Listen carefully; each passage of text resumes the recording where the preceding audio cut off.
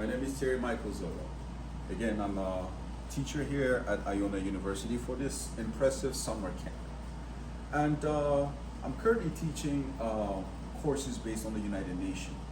Again, like I said, most professors or most curriculums would want us to just teach what the United Nations is. But I do love to challenge my students, make them think, question on everything that I bring to the table, even challenge me. So today we had an interesting subject, the Security Council of the United Nations.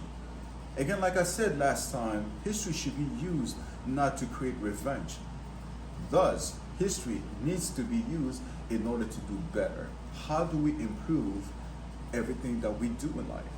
Now, in this domain, we will be talking about the United Nations briefly, because I know you all have a few things to do. So I challenged my students today and I told them the following. Is the Security Council effective? Most of them said no. So I challenged them again and said, why do you think it's not effective? Give me your reasons. And I gave them group exercises. And there were basic questions. Do you think that the right of veto should be fair? Should the Security Council be changed as a whole? Who are the countries who need to become permanent members if you vote so? Or do we need more non-permanent members? To be honest, the response they came up with is not something that I had expected, because I had my own expectations. The results I got from my students were the following. They think that the right to veto should actually be canceled, because the fact that certain countries have the power to veto good or bad decisions makes it biased and hard to work. On the other hand, they also suggested that having non-permanent members coming in every 2 years really makes no sense. One of them said it's as if your parents tell you, we're about to vote the budget of the household every 2 years. It makes no sense. They don't really need you to do so unless you make the decision with them all the time. And there were different suggestions, but one of the key ones that really kept coming upwards were the following. Most of them were saying no veto. We need to cancel right of veto, and we need to increase the numbers of permanent members of the Security Council. Currently, we have the United States, of course, Russia, the United Kingdom, China, and France.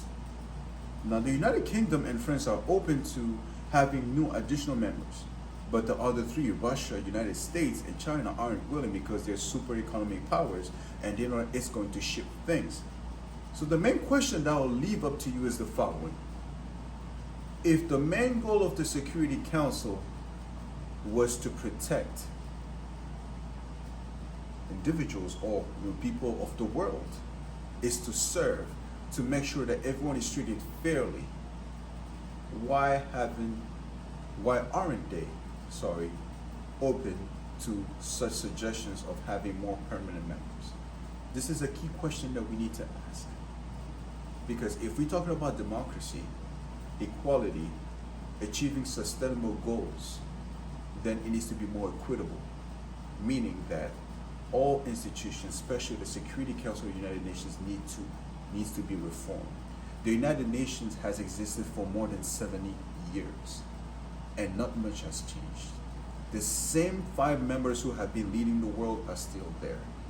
Is it fair? Is it not? I'll leave the questions to debate. Thank you again for following one of my sessions, and I will be coming up with more stuff very soon on the question of diplomacy, the question of communication, and the art of language. How can language be effective in, let's say, international relations?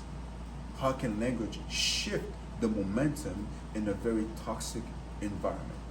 Thank you very much, and I appreciate you. See you for another session. Bye-bye.